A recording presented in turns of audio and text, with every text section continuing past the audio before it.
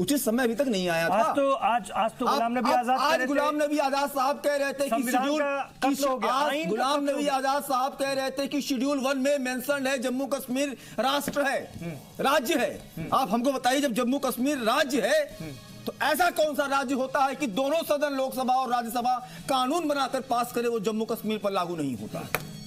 बताइए हमें, आप इसका उत्तर दीजिए। तो ये सीधे वोट बैंक की, फिर भी आज कांग्रेस का स्टेटमेंट आप जानते हैं ना, संविधान का कत्ल हो गया। संविधान का कत्ल हो गया। मैं कह तो रहा हूं कि जब गुलाम नबी साहब खुद ही कह रहे हैं कि शेड्यूल 1 में मेंशन है जम्मू कश्मीर भारत का एक राज्य है, तो उसके बावजूद दोनों सदनों द्वारा पास किया गया कोई भी कानून बिना जम्मू कश्मीर की विधानसभा के कैसे नहीं लागू होता है? आज की डेट में 103 कानून ऐसे हैं जो केंद्र के हैं और विधान जम्मू कश्मीर पर लागू नहीं होते। मैं आपको स्टेप बाय स्टेप चीजें बता रहा हूं। स्टार्ट करता हूं कहां से। लोग कहते हैं ना जम्मू कश्मीर स्वर्ग है। अमीर खुसरो ने कहा था कि अगर धरती पर कहीं स्वर्ग है तो यही है। लेकिन आप हमको ये बताइए कि पिछले 70-72 सालों में जम्मू कश्मीर में पर्यटन का कितना बढ़ावा हुआ? क्यों? क्योंकि जब तक इन्वेस्टमेंट नहीं होगा, अच्छे होटल नहीं होंगे, तब तक पर्यटन की संभावनाएं सीमित रहेंगी। क्यों बड़ी बड़ी कंपनियां आएंगी? क्यों होटल खुलेंगे? क्यों लोगों को रोजगार मिलेंगे? क्यों लोग गाइड बनेंगे? तो ये 370 और 35A ही है जो किसी को वहां पर कंपनी लगाने नहीं देती। नंबर 2, हमारा जो युवा है, हमारा जो वहां का युवा है, उसको 370 आगे नहीं बढ़ने दे रहा। आज जब राज्यसभा में कहा गया कि हमारी संस्कृति चली जाएगी, हमारी सभ्यता चली जाएगी, बिहार, उत्तर प्रदेश, राजस्थान, गुजरात, उड़ीसा, इनकी संस्कृति चली गई। नहीं, इनकी संस्कृति चली गई। आप हमको बताइए, हेल्थ सेक्टर की बात होती है, पब्लिक प्राइवेट पार्टनरशिप हम नहीं कर सकते जम्मू कश्मीर में। हम जम्मू कश्मीर में प्राइवेट अस्पताल नहीं खोल सकते। जब जम्मू कश्मीर में हम अस्पताल नहीं खोल सकते, जम्मू कश्मीर में पब्लिक प्राइवेट पार्टनरशिप नहीं हो सकती, तो हमें आप बताइए कि कौन बड़ा डॉक्टर जम्मू कश्मीर में प्रैक्टिस करने जाएगा? ये बात तमाम आज अमित शाह हमको बताइए, कौन प्रैक्टिस करने जाएगा? कौन नर्स वहां पर काम करने के लिए, कौन नर्स वहां पर काम करने के लिए जाएगी? और एक चीज मैं आपको बता दूं, आज बहुजन समाज पार्टी ने इसलिए समर्थन किया इस बिल का क्योंकि जम्मू कश्मीर की विधानसभा में, जम्मू कश्मीर में दलितों को, ट्राइबल्स को किसी भी प्रकार का कोई लीगल रिजर्वेशन नहीं। यह सबसे बड़ा कारण था बीएसपी का समर्थन करना। राइट टू एजुकेशन पास होता है 2009 में, 6 से 14 साल तक के बच्चे को फ्री पढ़ाया जाएगा। आज जम्मू कश्मीर में वो लागू नहीं है। क्यों नहीं लागू है? सीएजी को वहां पर ऑडिट करने का परमिशन नहीं है। क्यों नहीं है? मैं आपको याद देना चाहूंगा, एक डाटा आपको देता हूं। 2011-12 में जब भारत के अन्य राज्यों के लिए सरकार ने 3683 रुपया प्रति व्यक्ति राय के हिसाब से पेमेंट किया या बजट बनाया, पैसा दिया, उस समय जम्मू कश्मीर के प्रति व्यक्ति आय के हिसाब से 14,255 रुपये दिए गए। अभी 2017-18 में जहां पर अन्य राज्यों के व्यक्तियों के लिए 8,277 रुपया प्रति व्यक्ति आय के हिसाब से पैसे दिए जाने का प्रावधान हुआ, वहां पर जम्मू कश्मीर में 27,258 रुपए के हिसाब से प्रति व्यक्ति आय की बात हुई। आप हमको बताइए, इतना पैसा जा रहा है, कहां जा रहा है? कोई हिसाब किताब। इतना पैसा केवल 3 परिवारों के अपने विकास के लिए जा रहा है। आज वही 3 परिवार हैं जिनको सबसे ज्यादा दिक्कत है, तकलीफ, इसलिए आज उनको उठा भी आज लिया। वही परिवार। आपको एग्जाम्पल दे दूं, इमरान भाई, जम्मू कश्मीर में पूरे हिंदुस्तान से ज्यादा 100 रुपया पर बोरी सीमेंट का दाम है, और वो सीमेंट की फैक्ट्री किसकी है? इन्हीं 3 परिवारों की है।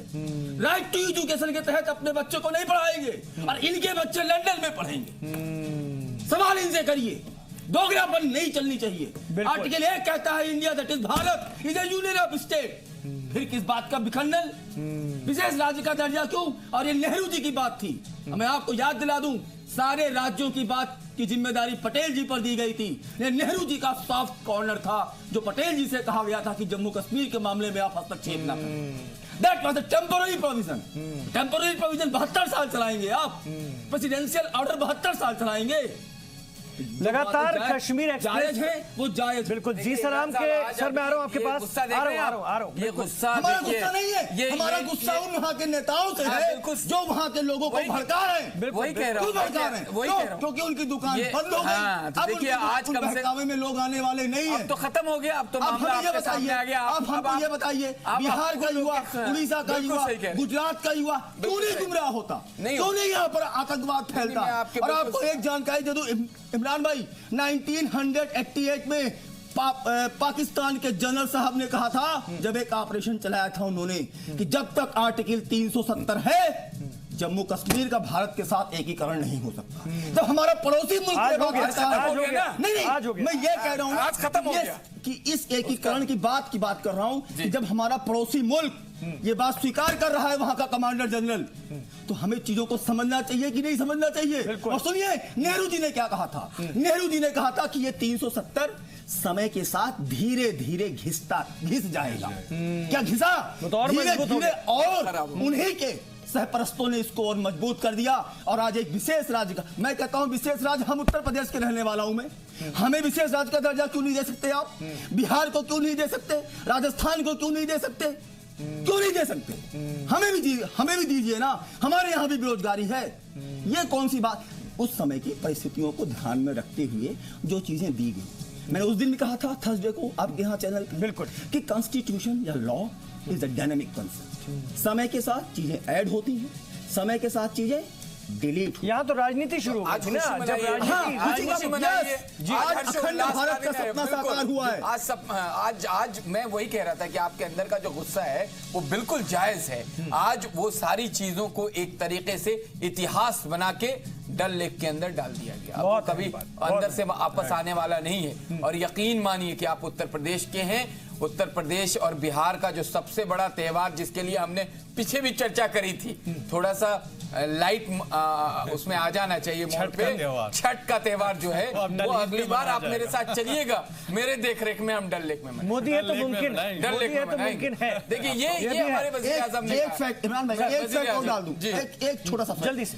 3000 रुपया एकड़ जम्मू कश्मीर में आज जमीन की कीमत है। आप हमें यकीन से बता दीजिए पूरे इंडिया में, मैं यूपी का रहने वाला हूँ, लखनऊ की ही बात कर लीजिए आप, दिल्ली में हम लोग रहते हैं, कितने रुपए एकड़ कीमत जमीन हो गई होगी? मतलब जमीन की कीमत से आप अंदाजा लगा सकते हैं कि वहां पर किसी प्रकार का कोई ग्रोथ नहीं, जीरो ग्रोथ, बिल्कुल जीरो ग्रोथ था। 3000 रुपया ऐसा ब्रेन वॉश करके रखा गया लड़कों का, ऐसा ब्रेन वॉश करके रखा गया लोगों का मजहब के नाम पर भी कि आप कुछ बोल ही ना पाए।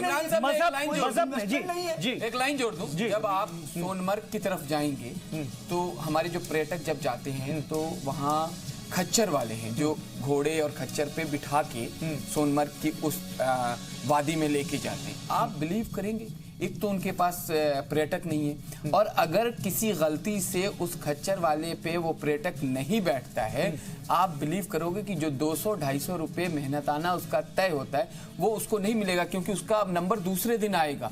तो किस मुफलिसी में वहां के लोग जी रहे हैं, उस पे कभी इन नेताओं ने, जो वंशवादी नेता रहे हैं, 3 फैमिली जिसने बर्बाद किया कश्मीर को, आज उसी का नतीजा है कि जम्मू एंड कश्मीर रियासत से केंद्र शासित प्रदेश हो गया है।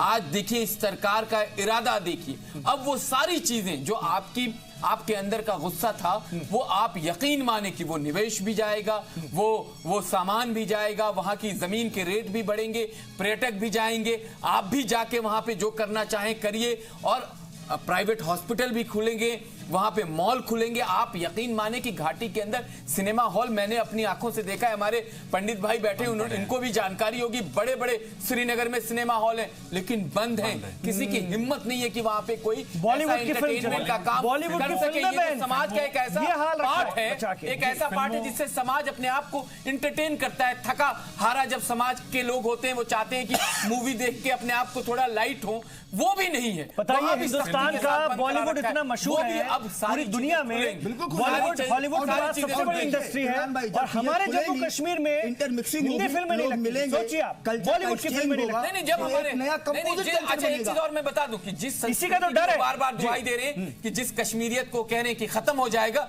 जब कश्मीरियत बिना पंडित भाई के अधूरी है। जब वो वहां जाएंगे तो वो रिवायत, वो रिवाज, वो जो उनकी संस्कृति है वो फिर से वापस आ जाएगी। कहां कश्मीर में दिखाई देते हैं वो जो पूरा का पूरा, वो हमारे पंडित भाई बताएंगे कि जो उनके कपड़े पहनने का जो परिधान वो पहनते हैं, जिस तरीके का परिधान उनका होता है, कहां दिखाई देता है? मैं तो तमाम साउथ कश्मीर, बारामूला, अनंतनाग, कोई ऐसा इलाका नहीं जहां जाके मैंने देखा वहां सब के सब कट्टरपंथियों के शिकार हो चुके हैं। वो आप यकीन नहीं करेंगे, इतनी बड़ी बड़ी उनकी दाढ़ी होती है, मूछें गायब, पैजामा उठा हुआ और सिर्फ कट्टरपंथ की बात। अब ये जो फंडिंग है ना राजीव रंजन जी, उस पे बात नहीं करना चाहूंगा। जो फंडिंग है ना, नहीं करिए, आज वो दिन भी है, ये जो फंडिंग जो हो रही है ना, इमरान साहब, सूफियत को खत्म कर दिया गया, वहाबियत को फरोग दिया गया, ये वहाबियत के लिए जो फंडिंग वहां पर हुई है अब उस पर भी गाज गिरेगी, उसका भी हिसाब किताब होगा।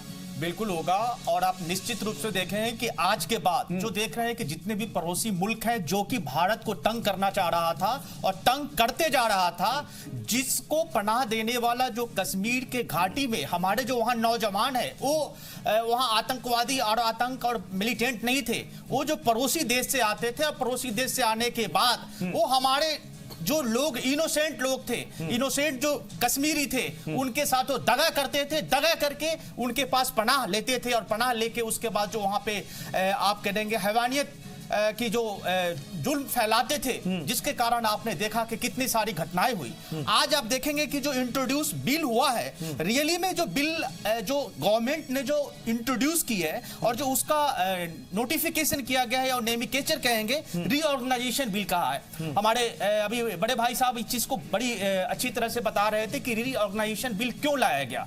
उसका रीजन जो रीऑर्गेनाइजेशन बिल का यही है कि सारे चीज को रीऑर्गेनाइज किया जाएगा, क्योंकि वहां पे जितने भी लोग रह रहे हैं, चाहे वो ऑफिसर्स हो, चाहे वो सोल्जर्स हो, कांस्टेबल हो, हमारे पुलिस भाई हो, सारे लोगों को अब एक दूसरे जगह जाने का आने का पूरे मौका मिलेगा। यहाँ से डॉक्टर्स को भी अब अच्छे डॉक्टर्स को भेजा जाएगा, वहां पे अच्छे स्कूल्स खोले जाएंगे, वहां पे प्राइवेट स्कूल भी खोले जाएंगे, कॉलेजेस खोले जाएंगे, वहां पे मेडिकल फैसिलिटी दी जाएगी, जिसके कारण क्या होगा कि वहां का जो जम्मू एंड कश्मीर जो आज हमारे देश का अभिन्न अंग था और है और रहेगा हमेशा, चाहे जितने भी पॉलिटिशियन पॉलिटिकल पार्टी के लोग और नेता कुछ भी बोल दें, उनको भी पता था कि 370 टेम्पररी बिल था और टेम्पररी बिल के बाद लोगों ने 70 साल तक इस पे केवल क्या किया, राजनीति किया और केवल रोटी सेका, इसलिए रोटी सेका कि उन्हें वोट लेना था, उनको उन मासूम जनता से वोट लेना था। सर आपके पास उन्होंने हिंदू और मुस्लिम का सारा चीज इसमें बांट के कांग्रेस क्यों डरता किया जब ये लोग ब्लैकमेल करते थे। मैं आ रहा हूं सर, नतीजा बता राज्यसभा सांसद ने इस्तीफा दे दिया कांग्रेस के इसी रवैये की वजह से। जी बिल्कुल, मैं आ रहा हूं आपके पास। तो ये तमाम उन लोगों की जीत है जिन्होंने तकलीफ में कश्मीर छोड़ा था, आज उनकी जीत है जिन माओ ने अपने बेटों को निछावर कर दिया इस कश्मीर के लिए, और भी बहुत सारे इन जैसे लोगों की जीत है, यासिर जिलानी साहब जैसे लोगों की जीत जो लगातार बोलते रहे, न जाने कितनी धमकियों कितने विरोध के बावजूद डटे रहे, वहां जाकर लड़ते रहे, धमकी दे रहे, उन तमाम लोगों की जीत है, लगातार यहां से धमकी मिल रही थी। तो आज एक तारीखी दिन, एक ऐतिहासिक दिन, कश्मीर की सियासी जमातों ने इसे स्याह दिन बताया। गिरफ्तारियां हो रही हैं धड़ाधड़, महबूबा मुफ्ती और उमर अब्दुल्ला को गिरफ्तार कर लिया गया है, सारे प्रोपेगेंडे फेल हो गए हैं, तमाम ब्लैकमेलिंग खत्म हो गई है, और जो 70 साल तक एक खास सब्जेक्ट को लेकर के डराया गया वो इस सरकार ने एक नहीं सुनी, ना ध्यान भी नहीं दिया। और जिस तरह की बातें वज़ीर दाखिला ने अभी, अब कल प्रधानमंत्री को सुनने का सभी लोगों को इंतजार रहेगा, इंशाल्लाह कल वो अपनी बात रखेंगे। लेकिन वजीर दाखिला ने जो बातें साफ की उसका जवाब किसी के पास नहीं था। अनूप भट्ट जी, आ रहा हूं सर, अनूप भट्ट जी, जिस तरह से ब्लैकमेल वहां की सियासी जमातों ने किया, आप तो कश्मीर के हैं, आप जानते हैं, इस मुद्दे को लेकर किस कदर डराया जाता था और सरकारें डरती भी थी केंद्र की उस वक्त की, क्यों ऐसा इतने बड़े खौफ की बात कहती? आज तो ऐसा लग रहा है कि चीजें एक झटके में हो गई। जी, इसमें जो सबसे अच्छा इन्होंने किया एग्जीक्यूशन, कैसे इन्होंने एग्जीक्यूट किया, वहाँ सब लोगों से जाकर बात करी, यहाँ भी जैसे बीएसपी ने ये सपोर्ट किया, तो मे भी इन्होंने बैक द डोर उनको ये समझाया भी होगा कि कुछ ऐसे निचले समाज के लोगों को वहाँ पर जो समानता मिलती है वो नहीं मिलती है, जैसे वाल्मीकि समाज का बताया गया था, या SC ST का जो रिजर्वेशन है जो बाकी अन्य राज्यों में 11% के आसपास है नौकरियों वगैरह में, वो वहां पर नहीं है। तो मे बी सबको कॉन्फिडेंस में लेकर पहले बात शायद हो गई हो या उन्हें समझाया गया हो, उसके बाद ये बिल इंट्रोड्यूस करा के आराम से पास करवा लिया। जी रविंदर जी, ये तो हो गई इस सरकार की हिकमत अमली। मेरा सवाल जो इनसे था वो आपसे भी है कि ऐसी कौन सी कमजोर नस थी जिससे कि उस दौर की मरकजी हुकूमतें इन रियासती जो लीडरान थे उनसे ब्लैकमेल हुआ करती थी, डरा करती थी। आखिर तक महबूबा कहती रही क़यामत आ जाएगी, और फिर हाथ भी जोड़ा उन्होंने, सब कर लिया, मतलब सारा उन्होंने जो हिकमत अमली थी अपना सकती थी अपनाया। पहले के लोग क्यों डर जाते थे, मेरा सवाल ये। मैं उसका कहता हूं, पर पहले मैं एक चीज रिपीट करना चाहता हूं। जो ये बात हो रही थी ब्रेक में, मेरे ख्याल से आज का दिन डेफिनेटली सेलिब्रेशन का है, बहुत ही अच्छा दिन है, सनराइज है भारत के लिए, कश्मीर के लिए, हम सब के लिए। बट ये जो सेलिब्रेशन हो रही है ना, और मैं ये नहीं कह रहा हमारे यहाँ पे, बट ओवरऑल जो आ रहा है सोशल मीडिया में कहीं है वो, उसमें कहीं ये नहीं आना चाहिए मैसेजिंग कि किसी की विक्ट्री है किसी के ऊपर, कि हमने सबक सिखा दिया किसी को, या हम जीत गए किसी से। ये पैरा मतलब first thing celebration yes, but वो हमें वो थिन लाइन क्रॉस नहीं करनी चाहिए। अब दूसरी बात कि पहले के लीडर्स क्यों नहीं करते थे, आई थिंक काफी कुछ तो ऑलरेडी जो मेरे साथ एक्सपीरियंस पैनलिस्ट भी बैठे हुए इन्होंने एक्सप्लेन कर दिया है, ऑफ कोर्स शेयर कर लिया है। बट आई थिंक कुछ हद तक पॉलिटिकल विल, कुछ हद तक thinking out of the box में भी। और उसमें मैं एक चीज कहूंगा, आज जो ये सोल्यूशन निकला है बाय द वे बहुत ही एलिगेंट सोल्यूशन है अभी तक। नो मैटर, हो सकता है कल को डेफिनेटली ये कोर्ट में चैलेंज होंगे एटसेट्रा, वो देखा जाएगा। बट अभी जो ये सोल्यूशन निकला है, इन्होंने जो क्या करा है हमारी सरकार ने, इन्होंने कहा जो 370 आया था ये इसी रास्ते से आया था कि वहां की असेंबली ने सजेस्ट किया पार्लियामेंट को, पार्लियामेंट ने एग्री कर लिया। अब आज की तारीख में वहां की असेंबली, क्योंकि गवर्नर का रूल है वहां पे, वहां की असेंबली जो कॉन्स्टिट्यूएंट असेंबली जैसे कहा जाता था, बट अब स्टेट असेंबली है, इन्होंने केवल वो शिफ्ट कर दिया कि स्टेट असेंबली ने हमें रिकमेंड करा है और अब हम इसको कर दे रहे हैं। तो ये जो एक एलिगेंट सा सोल्यूशन निकला, ये बहुत ही फास्ट फॉरवर्ड हो गया मेरे ख्याल से, जो लोग शायद एक्सपेक्ट ही करते। तो एक ये हो सकता है कि अभी से पहले काफी लीडर्स जो भी इसमें डील करते थे नेगोशिएशंस वगैरह में, किसी ने रास्ता सोचा नहीं, या सोचा भी तो पॉलिटिकल विल नहीं थी। वन, दूसरा आज का जो सोल्यूशन आया है, again elegant and I think smart, innovative and really opportunity to do all over again, जो रीऑर्गेनाइजेशन का मतलब आ गया, राइट? कि यूनियन टेरिटरी यहां लद्दाख में भी इसके चलते, जैसे भी पहले बात हो रही थी, सरकार के पास पूरी अपॉर्चुनिटी है कि पूरी की पूरी मशीनरी को रीऑर्गेनाइज, रीफ्रेम कर दे, right from clerks to peons to officers to divisions, departments and all. उसके चलते काफी कुछ होप और नयापन, इट्स अ न्यू डे, नया कश्मीर का है। But that being said, I think दो तीन चीजें जो हम सब रियलाइज भी करते हैं, ये तो हम अपनी इंटरनल इंप्रूवमेंट्स कर रहे हैं, इस सब के चलते होपफुली डेफिनेटली ये हमारी इंटरनल सिक्योरिटी इंप्रूव होगी, right? But at the same time Pakistan का जो रवैया चल रहा है वो चलता रहेगा, तो सिक्योरिटी के हमारे चैलेंजेस रहेंगे, अभी भी धीरे धीरे कम होंगे एज हमारा बॉर्डर स्ट्रेंथन होता है और हमारी इंटरनल सिक्योरिटी और गवर्नेंस इंप्रूव होती है, हार्ट्स और माइंड्स कश्मीर के लोगों के जुड़ते हैं, सबके डेवलपमेंट कुछ होती है, राइट?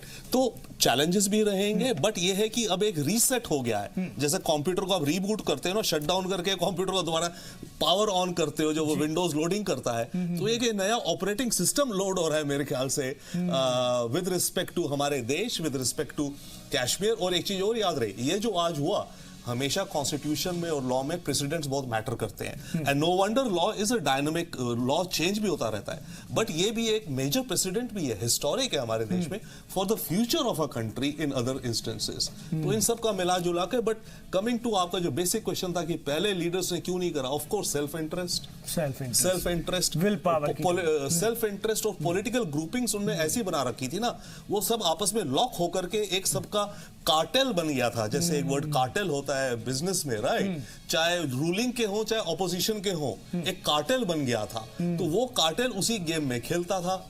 वन, अपना इंटरेस्ट कार्टेल का रहा, पावर का रहा, एंड कुछ हद तक I think definitely political will. एक लास्ट में भी रीजन और कि स्टेट में जो भी पॉलिटिकल सिचुएशन थी और सेंटर में, उनमें भी डिफरेंसेस थे, राइट? या रहते थे, या इतनी क्लियर मेजॉरिटीज नहीं थी जितनी अपॉर्चुनिटी आज बीजेपी के पास है कि सेंटर में फुल मेजॉरिटी और स्टेट में अपॉर्चुनिटी की गवर्नर रूल है। सो गवर्नर रूल के चलते स्टेट असेंबली को कॉन्स्टिट्यूएंट असेंबली मान लिया गया। In fact that may be subject to challenge which lawyers can check it out. आगे आने वाले दिनों में वो चैलेंज होगी शायद। राजेश जी, चैलेंज होगी क्या ये? I don't know, I am speculating, I don't know, कुछ ना कुछ होंगे, but so these were opportunities there which this leadership and they went ahead. जी, मैं कानूनी पहलू को जानना चाहता हूं आपसे। ऐसा क्या है, एक्चुअली जो हमारे संविधान में प्रावधान है, जो कॉन्स्टिट्यूशन में, वो किसी को भी राइट है कि अगर किसी भी तरह का बिल आ रहा है तो उसके अगेंस्ट वो कोर्ट जा सकते हैं। सुप्रीम कोर्ट में इसका इंटरप्रिटेशन इंटरप्रिटेशन का उसको राइट है और इंटरप्रेट कर सकती है। अरे इमरान भाई, तमाम पॉलिटिकल पार्टियां ने एनजीओ का एक ब्रिगेड बना रखा। राइट। ये तो इन्हीं एनजीओ के माध्यम से चैलेंज करेंगी।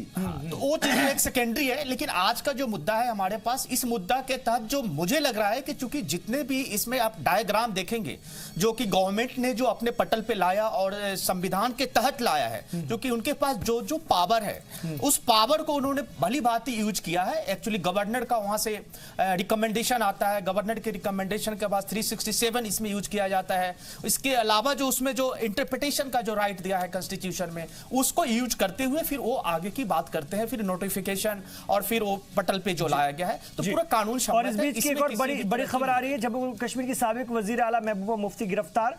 उमर अब्दुल्ला को भी गिरफ्तार किया गया था, लेकिन जम्मू कश्मीर के बड़े लीडरान को हिरासत में ले लिया गया है और भी कई, और महबूबा मुफ्ती, फारूक अब्दुल्ला, उमर अब्दुल्ला हिरासत में। अभी उमर अब्दुल्ला के अलावा फारूक अब्दुल्ला भी हिरासत में ले लिए गए हैं। इस वक्त की एक और बड़ी खबर, ये तमाम मेन स्ट्रीम पार्टियां जो वहां की हैं उनके बड़े लीडर शाह फैसल, यूसुफ तारिगामी और उस्मान माजिद को भी हिरासत में ले लिया गया है। बड़ी खबर इस वक्त की, ये तमाम वो लोग हैं जो मेन स्ट्रीम होने का दावा करते हैं और इतने सालों से 370 को ढाल बनाया करते थे और बार बार इसको लेकर धमकी देना और कयामत आ जाएगी जैसी बातें कहना, और अब ये सब हिरासत में ले लिए गए। शाह फैसल का तो हाल ये है कि उन्होंने कहा कि अब वो सियासत ही छोड़ देंगे, मतलब वो इस कदर जो है अब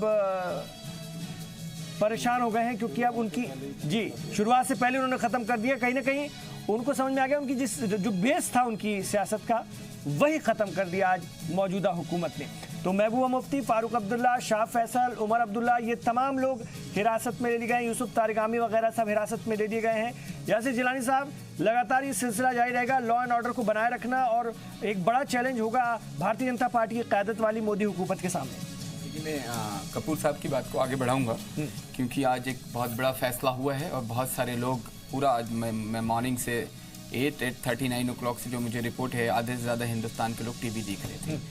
और मुझे लगता है कि जो कश्मीर के साथ आज फैसला हुआ है उसमें बहुत शांति से बहुत सारी चीज़ों को अभी हमें आगे, क्योंकि कश्मीरियत को हमें सेव करना है, तो कोई ऐसा मैसेज जो ट्रोल आर्मी है आज के डेट में सोशल मीडिया पे मैं देख रहा हूँ जो बहुत डिफरेंट तरीके से अपने आप को शो कर रही है, तो ये सरकार भी नहीं चाहेगी। हुकूमत जो है वो बहुत संजीदगी के साथ सारी चीज़ों को लेके आई है और उसको कश्मीर का बड़ा फ़िक्र है, क्योंकि अगर फ़िक्र नहीं होता तो आज ये फैसला नहीं आता।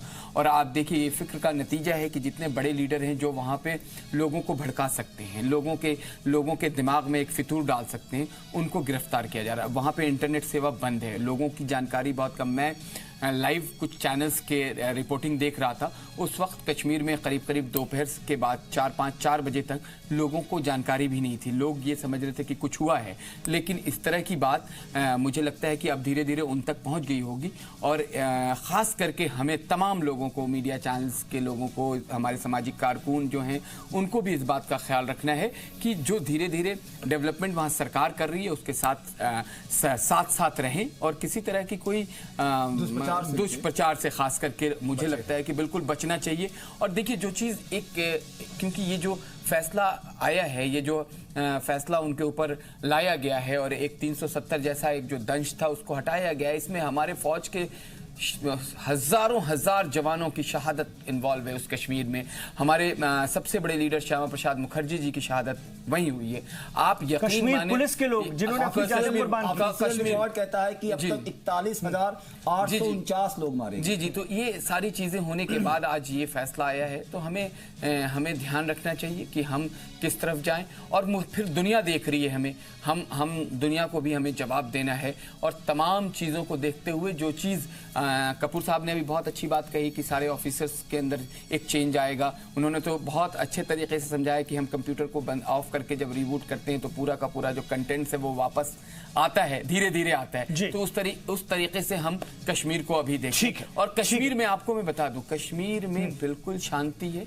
कश्मीर के लोग ये मान के चल रहे थे पहले से भी, क्योंकि आपने देखा है कि हमने बार बार आपके साथ जब भी डिबेट करी है कश्मीर के लोगों से, अब वो जो लोग धमकी दे रहे थे, जो उल्टी सीधी बात कर रहे थे, उनका तो काम है, वो अभी भी कोशिश करेंगे। इस वक्त भी, कल भी आपने देखा नहीं था, एक मोमबत्ती लेके जो निकले थे उनके साथ कोई नहीं था। किसी तरह की उनको सपोर्ट नहीं है आम पब्लिक की, क्योंकि उन्हें मालूम है कि आज तक जिस तरीके से भारत सरकार ने उनको सारी चीजें मुहैया कराई हैं प्रायर की जितनी भी सरकार रही, वो किन के पास गया? वो उन्हीं चंद लीडरान के पास तो गया। आम कश्मीरी तो आज भी उसी तरीके से सड़क पे, इसलिए उनके अंदर वो गुस्सा है। 2 लाख जय साहब 2,77,000 करोड़ रुपए भारत सरकार ने जम्मू, बताइए कश्मीरी कहाँ गया? IPI भी अब वहां पर काम करेगी, इससे पहले तो करती भी नहीं थी। बहुत बहुत शुक्रिया आप तमाम लोगों का सर इस चर्चा में हिस्सा लेने के लिए। तो जो कुछ हो रहा है कश्मीर के हक में हो रहा है, कश्मीर की भलाई के लिए हो रहा है। कश्मीर के लोग अगर इस प्रोग्राम को, इस बातचीत को देख रहे हैं तो ये समझें कि हम सब उनके साथ हैं, वो हमारा हिस्सा है और हमसे वो अलग कभी हो नहीं सकते। इसी का बंदोबस्त किया गया है ताकि आपकी ज़िंदगी खुशहाल हो, आपकी ज़िंदगी में खूब खूब खुशियाँ आएँ। यही कोशिश है। आप देखते रहिए जी सलाम।